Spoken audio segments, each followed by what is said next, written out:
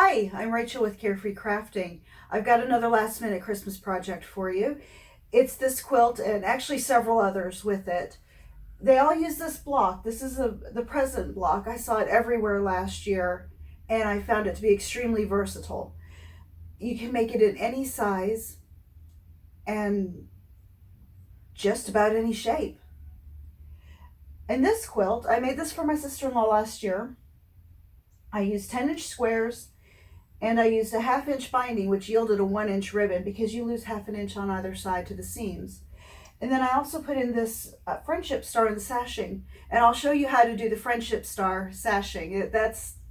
It looks a lot more complicated than it is, and it's a lot of fun. The next quilt is this one back here, if you'll excuse me for a minute while I shuffle. This one I made from a panel. This is a Winter's Grandeur panel. It's by Robert Kaufman. And then I put the presents all around it. Now with these, I used a 1-inch ribbon, or 1-inch strip, beg your pardon, which yielded a 1/2 inch ribbon. And you can place the ribbons in various areas to get different looks. You can slice the corners off and put the ribbon there. You can put the ribbon in the middle. You can put the ribbon in the middle and across, or you can put the ribbon off center like in this one. The difficulty with working with a panel is that sometimes the panel isn't the same size as the block you want to put it with. But this is very easy. I made a 5-inch present there, and then this one's only 6 inches tall. So it was very easy to adjust the size, trim the sides, trim the bottoms to make whatever size I wanted. One final way I've used this block is this back quilt here. So this third quilt is the present block alternated with these other panels I found. They were dog and cat, and they were 8 by 10. And so it was easy to size the present block down to 8 by 10. Again, I just used the 1-inch strip for the 1/2 inch ribbon. The bows are 2.5 inch, which yields a 2-inch finish size. So it was fairly easy to do 8 by 10, 8 by 10. Now I'll show you how to make the block. In order to make the present block, you'll need some tools. You will need either a rotary cutter and a cutting mat, or a pair of shears. I prefer the rotary cutter and cutting mat. You'll need some scissors or thread snips or something to snip the thread. You'll need a straight edge of some sort. You'll need a pressing area and an iron. This could be the ironing board and iron that you use for laundry. It doesn't have to be this. This is just handy. For marking tools, I've got a permanent marker. I'm doing that because I want the line to be visible on camera. I normally would not use this on a quilt because it doesn't come out. That line will be there in 30 years. I would normally use either a chalk pencil or just a regular pencil. Now, as for fabric, we're going to start with a 10-inch square. This is the body of our block. This is the Winter's Grandeur line from Robert Kaufman in gold. It also came in blue, and it comes in red and green. And I really like this line. It's so pretty. For the ribbon, I have some 1-inch strips, 1 inch wide by whatever size you want your block. And again, this block is very flexible. You could cut this in fourths, and now you have 4 or 5-inch blocks. You could cut part of it off, and now you have an 8 by 10 block. These ribbons can go in just about any way you want. You can put them like this and have them a little bit off center. You could have only one ribbon going up and down, off to the side. The only thing I would say is don't have just one ribbon going this way, or your bow will look funny. I'll get to that later. You can also put the ribbons in the corners like that. When I do this, I will measure usually either 4, get this on a 1. I will usually measure either 4 or 5 inches down, depending on where I want this ribbon in the block. I will also show you 2 different methods to make a bow. Just move this. In this sample block, our bow is going to be 2.5 inches tall. So if I'm going to use the flying goose method, then I need a background strip that's 2.5 inches by 4.5 inches, and then 2 2.5 inch squares. And they go together like this, which I'll show in a minute. If I'm going to do the half square triangle method, then my squares need to be a little bit bigger. These need to be 2 7/8 inches. When you make half square triangles, you add 3/8 inches to whatever finished size you want. And then you put these right sides together like this. And I'll show you the rest of that in a minute. You will also need a strip of fabric for your background. And this goes on either side of the bow, but you'll cut it to a specific size when you determine where you want the bow to be. With the size of this bow, the most I'm ever going to need of this fabric is 7 inches. But I've cut 8 to make my life easier, and I'll show you why I say that in just a minute. So the first method I'll show you is the half square triangle method. You take your 2 fabrics and you put them right sides together. And you take your straight edge and draw a line from corner to corner. Again, use a pencil or a piece of chalk or something. But I want this line nice and bold. I'm not actually going to put this in my quilt.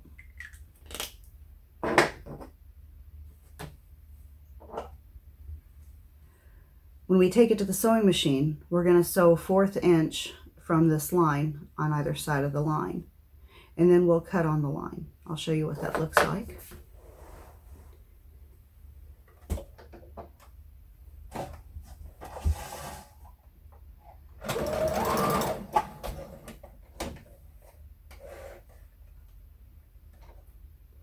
You don't even have to clip your thread, you can just turn it around.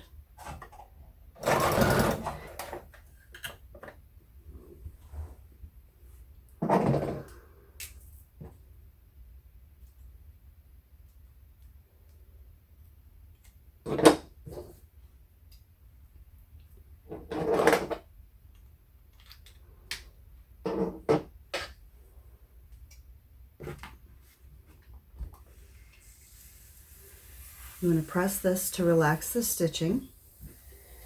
Just give it some steam from both sides, make it lie nice and flat. Then you will either cut this with your shears or with your rotary cutter, but you cut on the line you drew. And when you open this up, you have 2 half square triangles. And they're going to be 2.5 inches. So let's give these a press. We're going to press toward the light, or I beg your pardon, we're going to press toward the dark so that our seams don't show in the finished quilt. Sometimes you can't avoid pressing toward the light, but when you can avoid pressing toward the light, it's best to press toward the dark.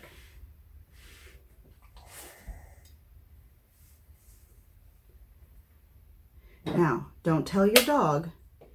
These are called dog ears, and life is much easier without them, but don't tell your dog.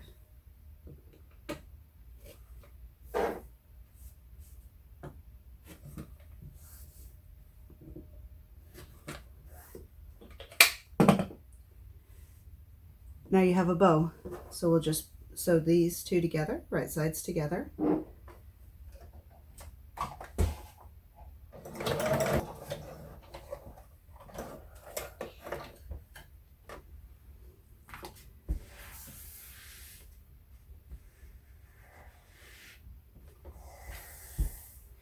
So there's a bow made with the half square triangle method. My preferred method is the flying geese. You have this unit. That's 4.5 by 2.5. And you put these two squares on top, right sides together.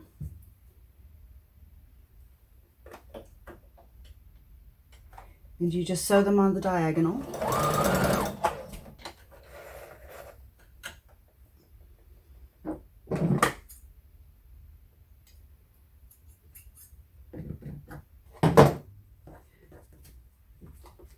And give that a press. Take this corner here, roll it back, and press that seam.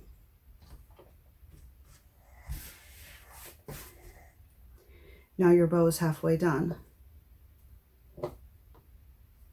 Fold that back and trim your bulk. This doesn't have to be perfect. It just has to be far enough away that it doesn't cut into the seam you just put in.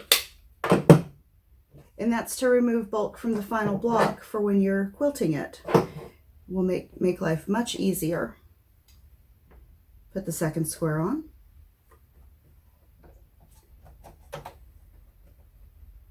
And we do the same thing from the other side.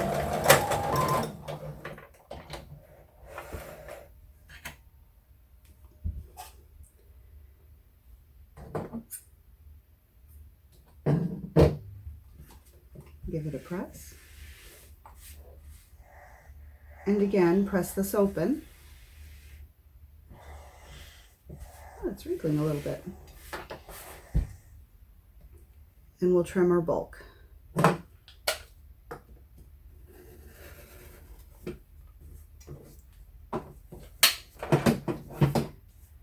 That's the second method for making a bow.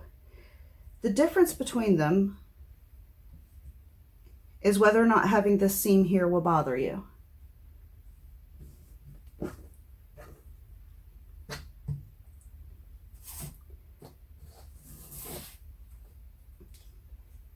Now we'll take our 10-inch square.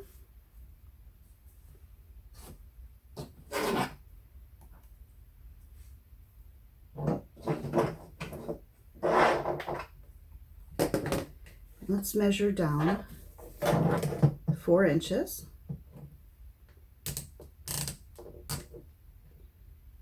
Make a little mark. And then from this corner, we'll measure 4 inches. Make a little mark.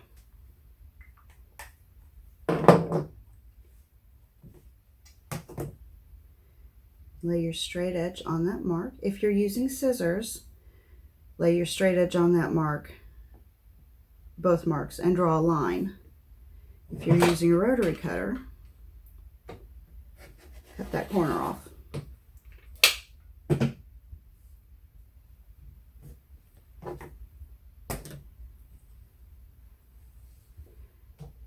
Now we'll lay one of our 1-inch strips in there, right sides together.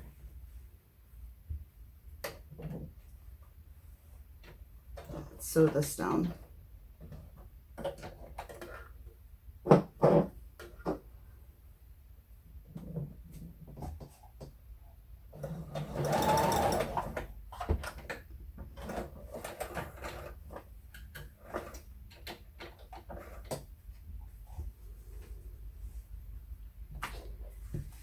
Give that a quick press.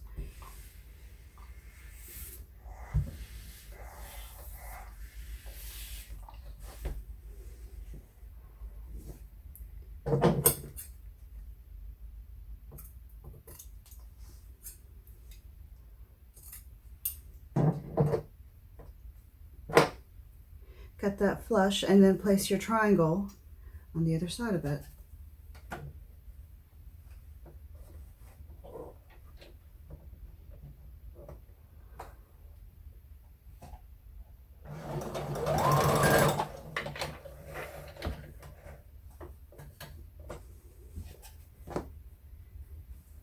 Now again, we want to press this toward the bow. It's a very slight optical illusion, but if you press everything toward your bows, then it makes the bow look like it's popping out a little bit. That's one corner done. Let's do the other one real quick. Now that we have the two ribbons sewn into either corner, we're going to take our rotary cutter or our shears and cut the ribbons flush with the edge of the fabric.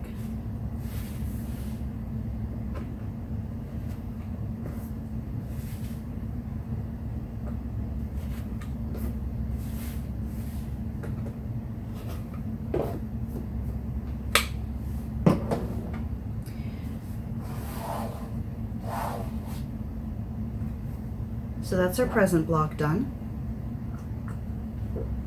Now it's time to add the bow. You can add the flying goose bow or the half square triangle bow. Doesn't matter. Either way, what you're going to do is take your 8-inch strip and lay the bow face down on one side of it.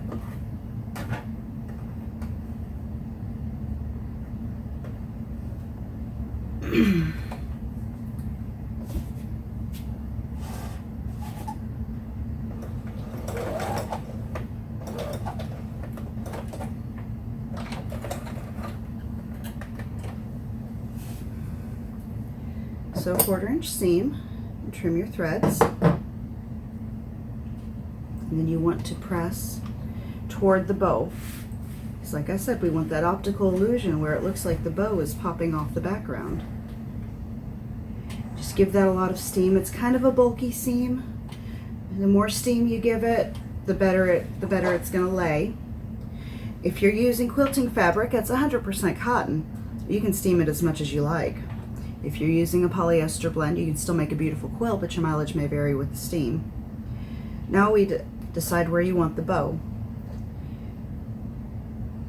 In this example, I did a ribbon down the middle, and so I lined up the center of the bow with the center of the ribbon. But in this example, the bow doesn't have to line up, so we can put it in where we like. I kind of like it right here. So I'm just going to cut this off at the end.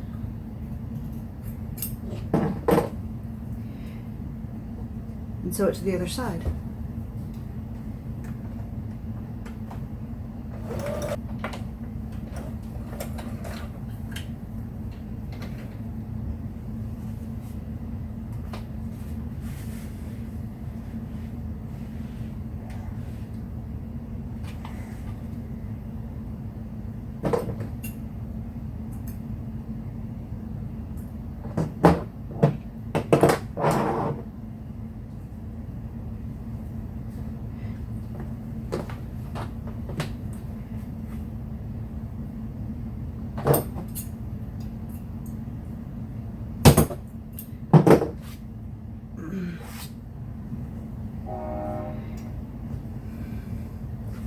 Now we have our bow ready to be sewn on, and as you can see, it overlaps the edges a little bit, and that's okay. We're going to trim that down. So decide where you want the bow.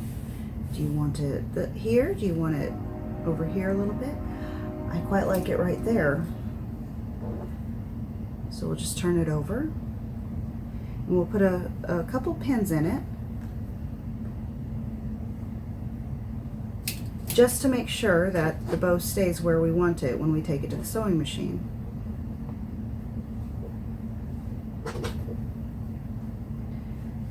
If you notice, my pins are way back where I won't even have to take them out to sew, but if you pin at the edge, you'll have to pull them out as you go, otherwise you'll break your sewing needle.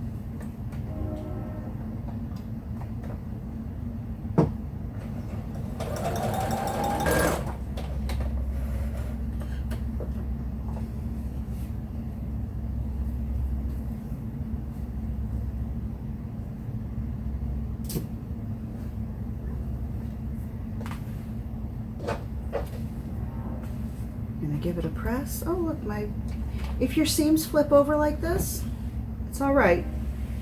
In some quilts it matters, and this quilt is very flexible. Just press it as flat as you can get it. It'll be fine. And then you want to press toward the block. So we're going to roll that seam down and press toward the block. We're going for that optical illusion. We want it to look like the edge of the block is sticking out slightly further than the bow.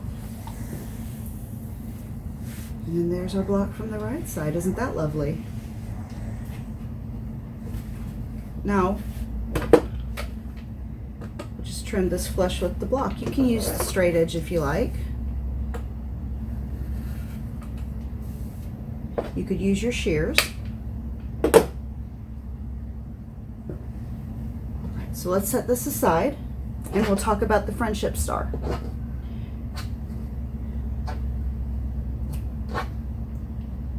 The friendship star sashing on the edges, you make 4 of these units. These started out as plain strips, either the length or the width of the block. That's the one I've got in progress. I'll show you.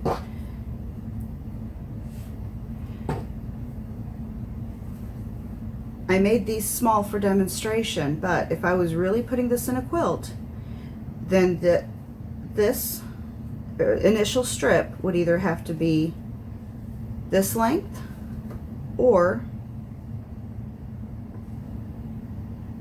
this length.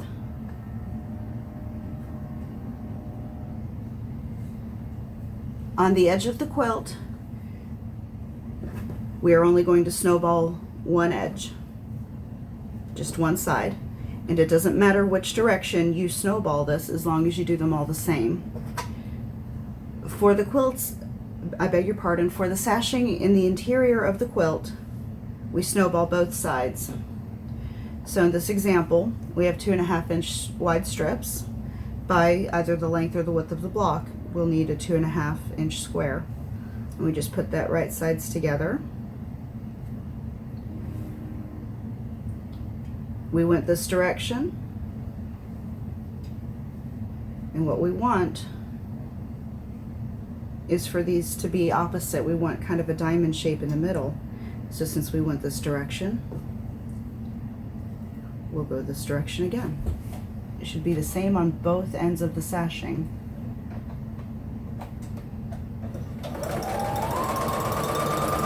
You can draw a line if you need to. On bigger blocks, I do. On these smaller ones, it gets, after you do 2 or 3 of them, it gets pretty easy to eyeball it. So we'll trim our threads.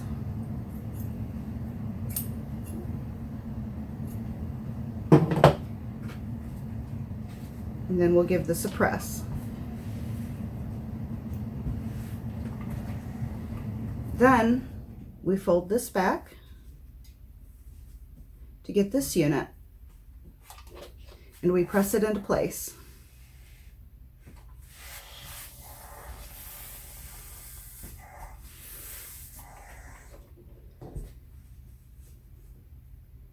It's very important to trim your block. I beg your pardon. It's very important to trim your bulk. And again, this part is not high precision. Just make sure that you leave enough fabric that it doesn't ravel into your seams. About 1/4 inch. But this part doesn't have to be precise. We're only removing the bulk. Give it one more quick once over with the iron to make sure that it lies flat.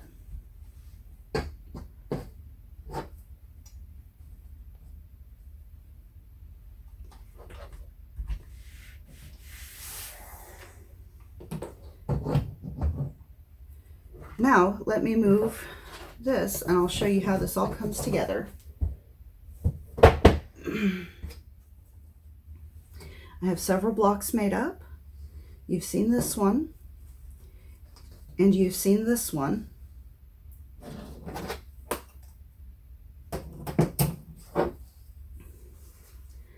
I also have a panel. And I have another present block. And as you can see in this one, I did the ribbon a little bit differently.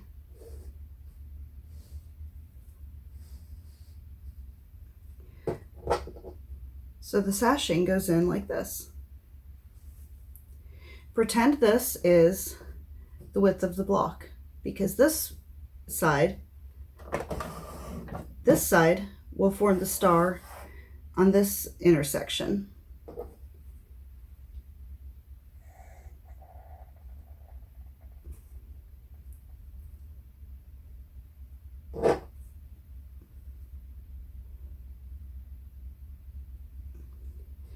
And then this one last 2.5 inch square goes in the middle. So what I usually do when I'm assembling this is I will sew my rows together like this.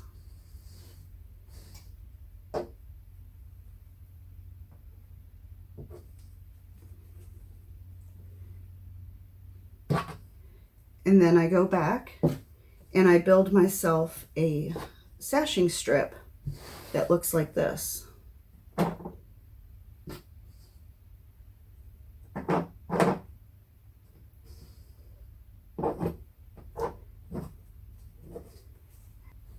See how that comes together?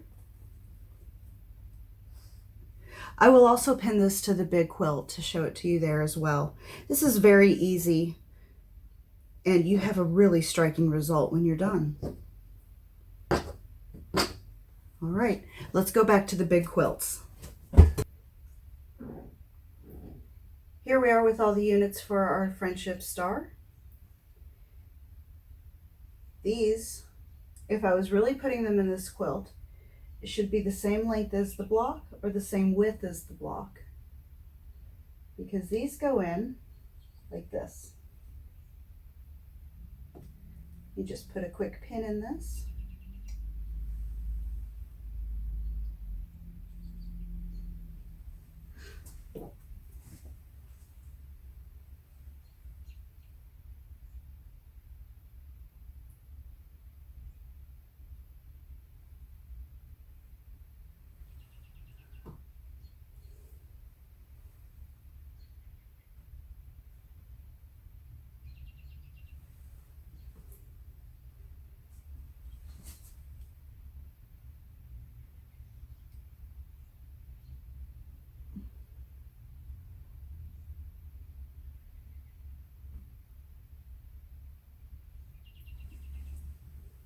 And you see how there's a gap in the middle?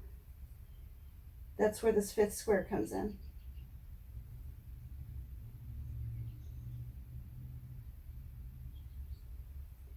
And that's how you make the friendship star. And if you had gotten one going the other way, this wouldn't come out. That's why it's so important to have all your corners sewn on going the same direction. And this little guy does not want to stay up. That's why it's so important to have all your corners going the same direction so that the star swirls. And you can see that in the original quilt, I sewed the other direction. Now time is a factor. These are last minute projects. So I can tell you how long these took me. And you can decide if you have time for them. This first one, the quilt top, took me about 22 hours. I don't remember how long it took to quilt.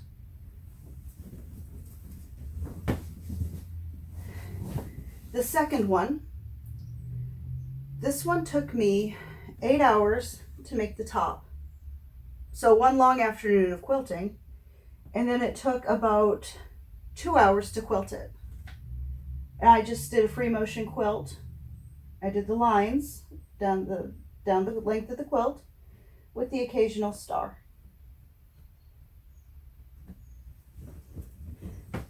But this last one, this is the really quick one.